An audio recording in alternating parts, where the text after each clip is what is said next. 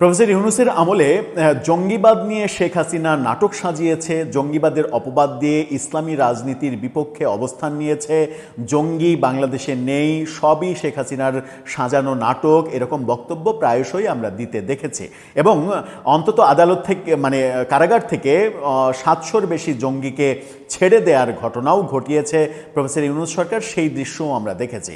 সাম্প্রতিক সময়ে তার প্রতিফল আমরা পাচ্ছি, দেশে জঙ্গিবাদ আবার উত্থান ঘটেছে তার, এবং পাকিস্তানি জঙ্গি গোষ্ঠী টিটিপির সঙ্গে বাংলাদেশের জঙ্গিদের সংযোগ, বাংলাদেশে তাদের সদস্য সংগ্রহ করা, বিভিন্ন বাহিনীতে তাদের কি বলবো যে ভেতরে ঢোকা এবং বিভিন্ন বাহিনীর সদস্যদের এর সঙ্গে যুক্ত করা, মার্শাল আর্ট ট্রেনিংয়ের আড়ালে জঙ্গি প্রশিক্ষণ দেয়া, পাকিস্তানে যুদ্ধে অংশ নিতে গিয়ে মারা যাওয়া, এরকম বহু ঘটনা সাম্প্রতিক সময়ে ফাঁস হয়ে এবং জাতীয় স্থাপনাগুলোতে হামলা হতে পারে, এই ব্যাপারে পুলিশের রেড অ্যালার্ট জারি করা, ব্যাপারগুলো নিয়ে নতুনভাবে আবারও বাংলাদেশে জঙ্গিবাদের অস্থিরতা তৈরি হয়েছে। যখন এই অস্থিরতা তৈরি হয়েছে তখন আমরা দেখলাম যে আন্তর্জাতিক অপরাধ ট্রাইব্যুনালে একটা বক্তব্য এসেছে একজন সাক্ষীর, যে বক্তব্যে উঠে এসেছে যে শেখ হাসিনা জঙ্গি নাটক সাজাতো, জঙ্গি নাটক সাজিয়ে নানাজনকে হেনস্থা করত, টর্চার করত এবং অনেককে নাকি পাগল বানিয়ে ঢাকা শহরে ছেড়ে দিত।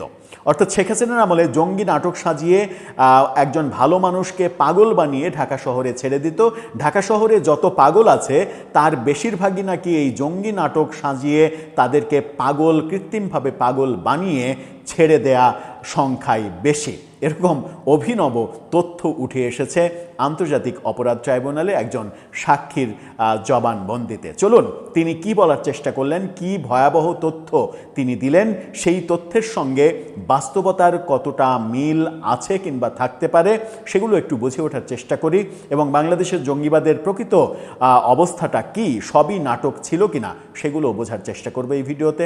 থাকবেন পলিটিক্স টিভি। দর্শক, বলছিলাম জঙ্গিবাদ পুরোটাই নাটক ছিল এবং ওই গুম করে আটকে রেখে নির্যাতন করে পাগল বানিয়ে ঢাকা শহরে ছেড়ে দেওয়া হতো, এরকম ভয়ঙ্কর তথ্য আদালতে জানানো হয়েছে। সেই তথ্যটা আদালতে যখন জানানো হয়েছে, আদালত নিশ্চয়ই বিচার করবেন যে সেই তথ্যগুলো কতটা সত্য কতটা মিথ্যা। বিশেষ করে প্রফেসর ইউনূসের আমলে জঙ্গিবাদের নাটক নিয়ে যত কথা শুনেছি এবং তারপরে তার সরকার বিদায়ের পরে বিএনপি সরকারের দায়িত্ব নেওয়ার পরপরই বিএনপি সরকার যে বাস্তবতা ফেস করছে, জঙ্গিবাদ নিয়ে যে ভয়ঙ্কর বাস্তবতা ফেস করছে, সেই দুটো মেলালে কোনটা সত্য আর কোনটা মিথ্যা সেটা খুঁজে বের করতে আমাদের খুঁজে পেতে কিংবা অনুভব করতে আমাদের খুব বেশি বেগ পেতে হয় কিনা সেই চিন্তার ভার আপনাদের হাতেই ছেড়ে দিলাম। কি বলছে গণমাধ্যম, আজকের পত্রিকার শিরোনামটা দেখে নিন। সেখানে বলা হচ্ছে, জঙ্গি হিসেবে স্বীকারোক্তি না দিলে লাশ বানিয়ে ভাসিয়ে দেওয়ার হুমকি দেয়া হতো। অর্থাৎ হয় স্বীকারোক্তি দে, তা না হলে তোকে মেরে ভাসিয়ে দেব, অথবা পাগল বানিয়ে ঢাকায় ছেড়ে দেব। এরকম পাগল বানিয়ে ঢাকায় নাকি বহুজনকে ছেড়ে দেয়া হয়েছে। চলুন একটু শুনে দেখি। একজন সাক্ষী বলছেন, জঙ্গি হিসেবে স্বীকারোক্তি না দিলে টুকরো টুকরো করে সমুদ্রে ভাসিয়ে দেওয়ার হুমকি দেওয়া হয়, অথবা বন্দি রেখে পাগল বানিয়ে ঢাকা শহরে ছেড়ে দেওয়ার হুমকি দেওয়া হয়। আওয়ামী লীগ সরকারের সময় র্যাবের টিএফআই সেলে গুম করে নির্যাতনের ঘটনায় দায়ের করা মানবতাবিরোধী অপরাধের মামলায় আন্তর্জাতিক অপরাধ ট্রাইব্যুনাল 1-এ জবানবন্দি দেওয়ার সময় এই কথা বলেন হেফাজত ইসলাম বাংলাদেশের ঢাকা মহানগর পল্টন জোনের সেক্রেটারি শফিকুল ইসলাম। হেফাজতের একজন নেতা এই কথা বলেছেন, যে হেফাজতকে আমরা আওয়ামী লীগের আমলে দেখেছি, আওয়ামী লীগের নেত্রী শেখ হাসিনাকে কওমি জননী উপাধি দিচ্ছে। আর এই হেফাজতের জন্য শেখ হাসিনা নাকি অনেক কিছু করেছে, কওমি শিক্ষাকে মাস্টার্স মর্যাদা দিয়েছে, এই কারণে তাকে কওমি জননী, বিশাল গণসমাবেশ করে আনুষ্ঠানিকভাবে প্রকাশ্যে কওমি জননী উপাধি দেওয়ার ঘটনাটাও আমরা দেখেছিলাম। এখন আমাদেরকে তাহলে সিদ্ধান্ত নিতে হবে যে ওই কওমি জননী উপাধি দেয়া শেখ হাসিনার প্রেমে পড়ে সেটা ঠিক ছিল নাকি ভুল ছিল, এখন যে বক্তব্যগুলো আসছে সেটা ঠিক নাকি ভুল। আমরা কোনো ফয়সালায় যেতে চাই না, পুরোটাই আপনাদের উপরে ছেড়ে দিতে চাই। এই মামলায় 4 নম্বর সাক্ষী হিসেবে শফিকুলের জবানবন্দি গ্রহণ করা হয়। তাকে 2022 সালের 13 জানুয়ারি জাপান গার্ডেন সিটির সামনে থেকে মাইক্রোবাস করে তুলে নিয়ে যাওয়া হয়। যারা তুলে নিয়ে যায় তারা প্রশাসনের লোক পরিচয় দিয়েছিল, তার ভাষ্য এটা। শফিকুল ইসলাম জবানবন্দিতে বলেন, তাকে যে কক্ষে রাখা হয়েছিল তা 4 ফুট বাই 4 ফুট, মানে এত ছোট একটা ঘরে রাখা হয়েছিল। তিনি কোনো জঙ্গি সংগঠনের সঙ্গে জড়িত কিনা সে বিষয়ে স্বীকারোক্তি দিতে বলা হয়েছিল। স্বীকারোক্তি দিতে না চাইলে লাঠি দিয়ে পেটানো হয়। এক পর্যায়ে তাকে হুমকি দেওয়া হয়। এই চেয়ারে বসিয়ে শায়ক আব্দুর রহমান, জসিমউদ্দিন, রহমানিকে সার্ফ এক্সেল দিয়ে ধুয়ে তাদের পেট থেকে সব কিছু বের করা হয়েছে। জঙ্গি হিসেবে স্বীকারোক্তি না দিলে টুকরো টুকরো করে সমুদ্রে ভাসিয়ে দেওয়া হবে অথবা পাগল বানিয়ে ঢাকা শহরে ছেড়ে দেওয়া হবে। এবং তিনি বলছেন, ঢাকা শহরের অধিকাংশ পাগল তাদের তৈরি করা। অর্থাৎ ঢাকা শহরে যত পাগল আছে এই পাগলগুলোকে ওই র্যাবের টিএফআই সেলে টর্চার করে তাদেরকে কৃত্রিমভাবে পাগল বানিয়ে ঢাকা শহরে ছেড়ে দেওয়া হয়েছে। এটা নিয়ে একটা নতুন গবেষণা হতে পারে, অথবা এটা নিয়ে চমৎকার একটা ফিল্ম হতে পারে যে আইনশৃঙ্খলা রক্ষাকারী বাহিনী টর্চার সেলে নিয়ে তাদেরকে কৃত্রিমভাবে পাগল বানিয়ে ঢাকা শহরে ছেড়ে দিল, এবং পাগল হওয়ার পরে পাগল হয়ে ঢাকা শহরে ঘুরে বেড়াচ্ছে। তার আত্মীয় স্বজন সেগুলো টের পাচ্ছে না, জীবনে কারোর সঙ্গে দেখা হচ্ছে না, কেউ তার চেহারা দেখে চিনতে পারছে না। ব্যাপারগুলো ওই রকম, কিন্তু চেহারার পরিবর্তন তো হওয়ার কথা নয়, কারণ আমরা দেখেছি যে এর আগে গুমের ঘটনায় একজন সাবেক সেনা কর্মকর্তা তিনি বলেছেন যে 8 বছর তিনি তার মানে চোখের পানি এবং গায়ের ঘাম মুছেছেন যে একটা গামছা দিয়ে।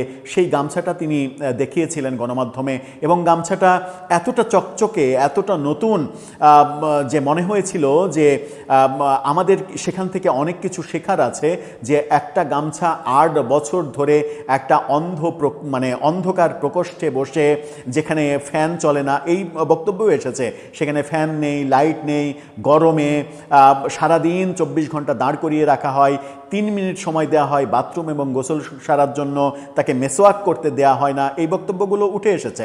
তো এরকম টর্চারের মাধ্যমে একজন ব্যক্তিকে যেখানে রাখা হয়, সেই ব্যক্তি 8 বছর ধরে যে গামছাটা ব্যবহার করলো তার ওই ঘর্মাক্ত শরীর মোছার জন্য এবং চোখের পানি মোছার জন্য, সেই গামছাটা কি অসাধারণ মানে গায়েবী শক্তিতে চকচকে নতুনের মতো থাকলো, সেটাও বোধহয় আমাদেরকে মানে একটা নতুনভাবে শিক্ষা নেওয়ার কিছু একটা ইঙ্গিত দেয় বলে মনে হয়। তিনি বলছেন যে স্বীকারোক্তি না দেওয়ায় তাকে বসতে, শুতে, ঘুমাতে দেয়া হতো না। বেশিরভাগ সময় ওই যে বললাম দাঁড় করিয়ে রাখা হতো, যদি ঘুমাতে যায় তবে পেছন থেকে হাতকড়া লাগিয়ে ঝুলিয়ে রাখা হতো। এভাবে দাঁড়িয়ে থাকতে থাকতে মেরুদণ্ডে প্রচণ্ড ব্যথা হতো, শক্ত করে চোখ বেঁধে রাখায় প্রচণ্ড মাথা ব্যথা হতো, পর্যাপ্ত ঘুম না হয় ব্যথায় চোখ বের হয়ে আসার উপক্রম ছিল। তিনি 2022 সাল থেকে এরকম দাঁড়িয়ে দাঁড়িয়ে কাটিয়েছেন ওই টিএফআই সেলে। শারীরিকভাবে এতটাই সক্ষম যে প্রায় 2 বছরের বেশি সময় তাকে একটা 4 ফিট বাই 4 ফিট অন্ধকার প্রকাশ্যে 24 ঘন্টা দাঁড় করিয়ে রাখা হতো, পেছনে হ্যান্ডকাপ পরিয়ে, এবং তাকে মানে বাথরুম করারও সুযোগ দেওয়া হতো না। সেই রুমে কোনো ফ্যান নেই, লাইট নেই, এরকম একটা রুমে তিনি ছিলেন, এবং থাকার পরে এখনও সুস্থ আছেন। 24-এ শেখ হাসিনা সরকার পতনের পরে তিনি বেরিয়ে এসেছেন এবং এখন তিনি আদালতে সাক্ষী দিচ্ছেন। এখন এই যে মানে এই ঘটনায় যারা আসামি, শেখ হাসিনা আসামি, অনেকেই, শেখ হাসিনার প্রতিরক্ষা উপদেষ্টা, স্বরাষ্ট্রমন্ত্রী সাবেক, তারা অনেকেই আসামি। এটা অনেক বড় রিপোর্টের দিকে আর না যাই, মোদ্দা কথাটা বললাম যে তিনি বলার চেষ্টা করলেন যে মানে জোর করে সে যে জঙ্গি এটার স্বীকারোক্তি নেওয়া হতো, যদি না দিতে চেত তাহলে মানে অনেককেই হয়তো সমুদ্রে ভাসিয়ে দেওয়া হয়েছে টুকরো করে, এবং ঢাকা শহরের অধিকাংশ পাগল সেখান থেকে আমদানি করা হয়েছে, এই বক্তব্যও তিনি দিচ্ছেন। আমরা হয়তো ইতিহাসে কোনো একটা দিন এটা নিয়ে একটা দারুণ একটা সিনেমাও দেখতে পাবো, যে টর্চার সেল থেকে বেরিয়ে একজন পাগল বেরোলো, একের পর এক পাগল বেরোচ্ছে এবং ঢাকা শহর পুরো পাগলে সয়লাভ হয়ে যাচ্ছে, এরকম অসাধারণ কাহিনীর একটা সিনেমাও দেখতে পাবো। এই ঘটনাটা তখন ঘটছে মানে এই মানে শেখ হাসিনার জঙ্গি ব্যাপারগুলো, মানে জঙ্গিবাদের ব্যাপারগুলো নিয়ে যে তিনি অনবরত নাটক করেছেন, 15.5 বছর ধরে নাটক করে গেছেন, এবং নাটক করে ইসলামপন্থী যারা রাজনীতি করে কিংবা বক্তব্য দেয় তাদের শায়েস্তা করার চেষ্টা করেছেন। এই বক্তব্য তখন আসছে যখন বাংলাদেশের পুলিশ রেড অ্যালার্ট জারি করছে যে তাদের বাংলাদেশের গুরুত্বপূর্ণ স্থাপনা এমনকি সংসদে পর্যন্ত হামলা করতে পারে জঙ্গিরা। একটা বাহিনীর অন্তত 23 জন সদস্য গ্রেপ্তার হচ্ছে, একটা বাহিনীর 4 জন অবসরপ্রাপ্ত সদস্যের এর সঙ্গে যুক্ত, পাকিস্তানি টিটিপির সঙ্গে যুক্ত হওয়ার খবর বেরোচ্ছে। মোহাম্মদপুর এলাকায় মার্শাল আর্ট প্রশিক্ষণের আড়ালে জঙ্গি কার্যক্রমের হেড অফিস তৈরি করা হয়েছে, যেটা খুলনা, যশোর সহ বিভিন্ন এলাকায় কর্মী সংগ্রহ করছে। পাকিস্তানে গিয়ে একাধিক গ্রেপ্তার হয়েছে এবং 4 জন অন্তত এই টিটিপির হয়ে যুদ্ধ করতে গিয়ে মারা গেছে। এরকম ভয়ঙ্কর সব তথ্য বাংলাদেশের জঙ্গিবাদ সম্পর্কে, এবং প্রফেসর ইউনূসের আমলে 700 জঙ্গিকে ছেড়ে দেওয়ার যে ঘটনাগুলো আমরা দেখেছি, এই সমস্ত তথ্য যখন আমাদের সামনে একটা আতঙ্ক তৈরি করছে, তখন আমরা আদালতে এই বক্তব্য পেলাম যে শেখ হাসিনার আমলে জঙ্গি নিয়ে নাটক করা হয়েছে, আদতে বাংলাদেশে কোনো জঙ্গি নেই। তাহলে কি বিএনপি সরকার এসেও, বিএনপি সরকারের আমলে পুলিশ যে মানে হামলার পরিকল্পনার কথা বলছে, গোপন নথি সামনে চলে আসছে গণমাধ্যমের, সেগুলো কি মিথ্যা? তারাও কি নাটক করছে? মানে শেখ হাসিনা যে নাটক করে গেছে সেই নাটক কি এখন বিএনপি সরকার অব্যাহত রেখেছে জঙ্গিবাদ নিয়ে? এই প্রশ্নের উত্তরটা খুব দরকার এবং আমাদেরকে এটা খুঁজে বের করা দরকার। এবং এর পেছনে, যদি এই ঘটনাগুলো সত্য হয়, এর পেছনে প্রকৃত দায়ী যাদের, তাদের অবশ্যই শাস্তি দেওয়া উচিত, সর্বোচ্চ শাস্তি দেওয়া উচিত। সাথে ঢাকা শহরের পাগলগুলোর উপরে একটা জরিপ চালানো উচিত যে কোন কোন পাগল র্যাবের ওই টিএফআই সেল থেকে এসেছে, যারা ব্যক্তিজীবনে সুস্থ ছিলেন।